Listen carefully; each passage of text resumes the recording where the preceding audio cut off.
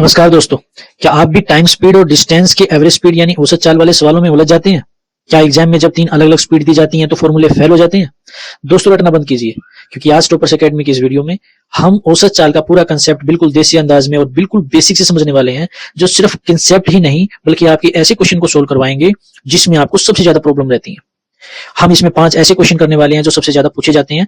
आज हम उनको बिल्कुल आसान तरीके से और ट्रिक के माध्यम से करेंगे।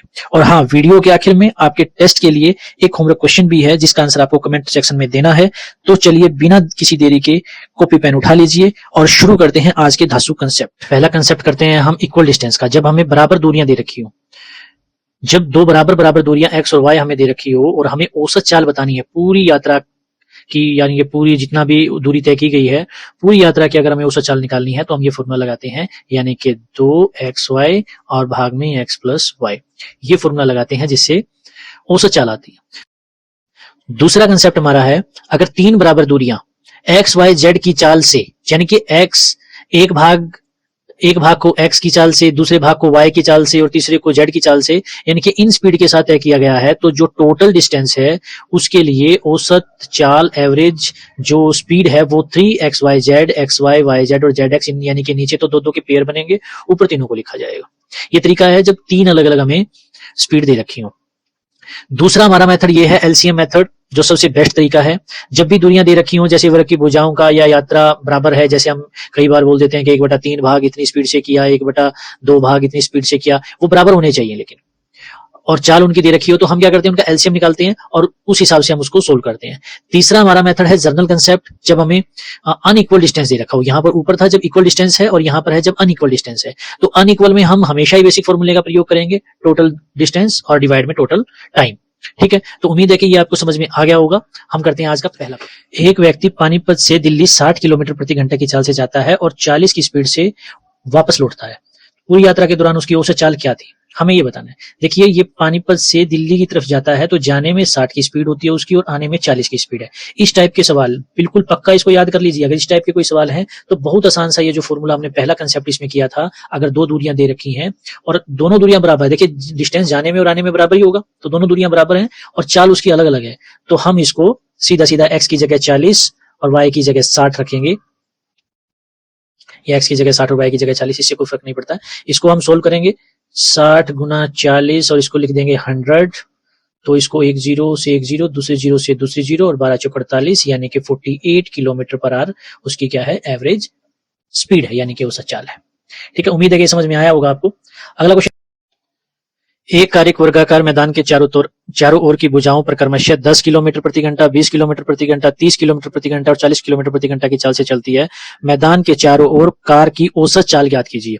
तो औसत चाल निकालने के लिए देखिए, एक साइड पे जाती है, ये है वर्ग जिसकी चारों भुजाएं बराबर होती हैं, तो 10, 20, 30 और 40 की स्पीड से चारों भुजाओं पर जा रही है, तो हमें क्या करना पड़ेगा, इसके लिए पहले इसका एलसीएम निकालना सबसे ज्यादा जरूरी है, क्योंकि एलसीएम से ही ये आसानी से सोल्व हो जाएगा। तो एलसीएम आएगा इसका 120, तो अगर 120 किलोमीटर डिस्टेंस है और 10 की स्पीड से जा रही है तो टाइम कितना लगेगा, 12 घंटे का। यहाँ पर अगर 120 किलोमीटर 20 की स्पीड से जा रही है तो टाइम कितना लगेगा, 6 घंटे का। यहाँ पर 4 घंटे का, यहाँ पर 3 घंटे का। ये एक साइड की जो है लेंथ आ गई हमारे पास, तो चारों साइड की लेंथ कितनी मान लेंगे हम, 480 किलोमीटर।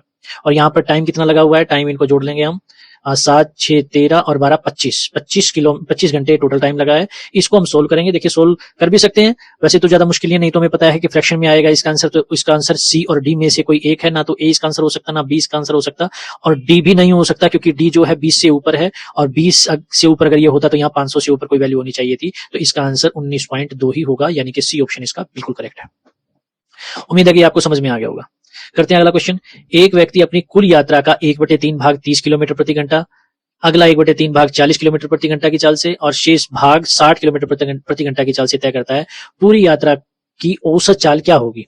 तो देखिए, यहां पर भाग बराबर है, 1/3, 1/3 और 1/3, तीनों भाग बराबर हैं। तो जब दूरी बराबर होती है, जब डिस्टेंस जो है वो बराबर होता है, तब हम ये एलसीएम मेथड का इसमें यूज करते हैं। तो यहाँ पर डिस्टेंस बराबर है, 1/3, 1/3, 1/3, तो यहाँ पर हम एलसीएम मेथड का यूज करेंगे। 30, 40 और 60 एलसीएम इनका तीनों का निकालेंगे। ये एलसीएम कितना आएगा, यहाँ पर भी 120 जो डिस्टेंस है वो हम एक पार्ट का डिस्टेंस मान लेंगे।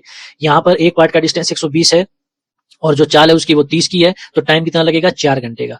40 की स्पीड से टाइम कितना लगेगा 3 घंटे का, और 60 की स्पीड से 2 घंटे का।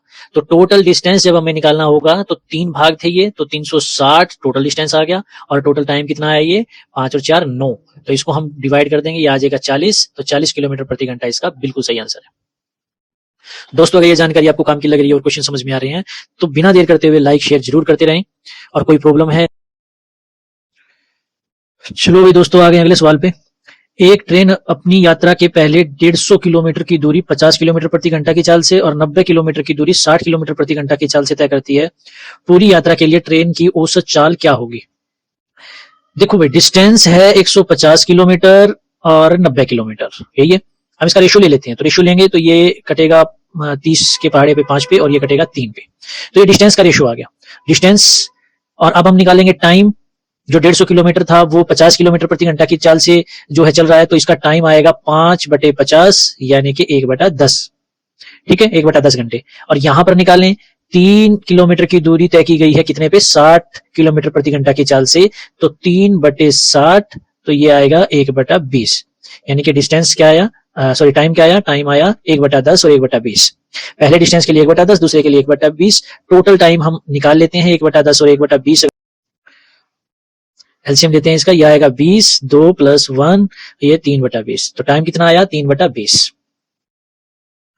डिस्टेंस 5 और 3 8 किलोमीटर का, और टाइम 3/20 घंटे का। तो हमें निकालनी है एवरेज स्पीड। एवरेज स्पीड के लिए हमें फॉर्मूला लगाना है d/t, यानी कि इसके डिवाइड में हम इसको कर देंगे 3/20, और यहाँ पे 20 लिख देंगे, 160 / 3, और ये करेंगे तो 5 × 3 = 15, 3 × 3 = 9, 3 × 3 = 9, 3 × 3 = 9, 53.33, यानी कि सी इसका बिल्कुल सही आंसर है। हमें पहले रेशियो से इसको छोटा कर लेना, क्योंकि जितना छोटा होगा उतना कैलकुलेशन आसान हो जाएगी। चलिए करते हैं वही अगला सवाल। अगला सवाल है हमारा, एक छात्र अपने घर से स्कूल 20 किलोमीटर प्रति घंटा की चाल से जाता है और 4 मिनट देरी से पहुंचता है। अगले दिन वह अपनी चाल 30 किलोमीटर प्रति घंटा कर देता है और 6 मिनट पहले पहुंच जाता है। स्कूल जाने और वापस आने में पूरी यात्रा की औसत चाल क्या है? देखो भाई, सवाल बिल्कुल कंफ्यूजन भरा है ये, और इसमें बच्चे क्या करेंगे, सबसे ज्यादा कंफ्यूज होंगे यहाँ पे 4 मिनट देरी से पहुंचने पे और 6 मिनट पहले पहुंचने पे। हालांकि इसका कोई यूज नहीं है, इनका कोई यूज नहीं है, क्योंकि हमें निकालनी है औसत चाल, और औसत चाल जाने और आने वाली चाल से हम आसानी से निकाल सकते हैं। जैसे हमने पहला सवाल किया था 2xy और x + y, यही फॉर्मूला लगाया था ना। तो इसमें कहां है 4 मिनट देरी और 6 मिनट पहले पहुंचने का सिस्टम? हमें सिर्फ चाल चाहिए, क्योंकि स्कूल से जो घर है उसकी दूरी तो बराबर है ना। तो जब बराबर दूरियां होती है तो हम फॉर्मूला आसानी से लगा सकते हैं। हमें 4 और 6 की कोई जरूरत ही नहीं है। 2, 20, 30 और 20 = 30, बताओ क्या मुश्किल है इसके अंदर? तो ये कितना आ गया 2, 20 और 30, और यहां लिख दो 50, 1 0 से 1 0 काट दो, 5 × 20, 12 दूनी 24 किलोमीटर प्रति घंटा, यानी कि बी ऑप्शन बिल्कुल सही है। उम्मीद है कि आपको समझ में आए होंगे। और ये अगला क्वेश्चन है आपके लिए होमवर्क, आपको कमेंट में बताना है इसका उत्तर। जल्दी से एक कॉपी पेन उठा लीजिए और इसको सोल्व कीजिए।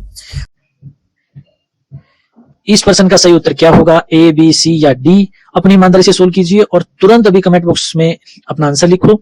जिसका आंसर सही होगा उसको कमेंट में हम हार्ट भेजेंगे, और चैनल को लाइक शेयर और सब्सक्राइब जरूर करें।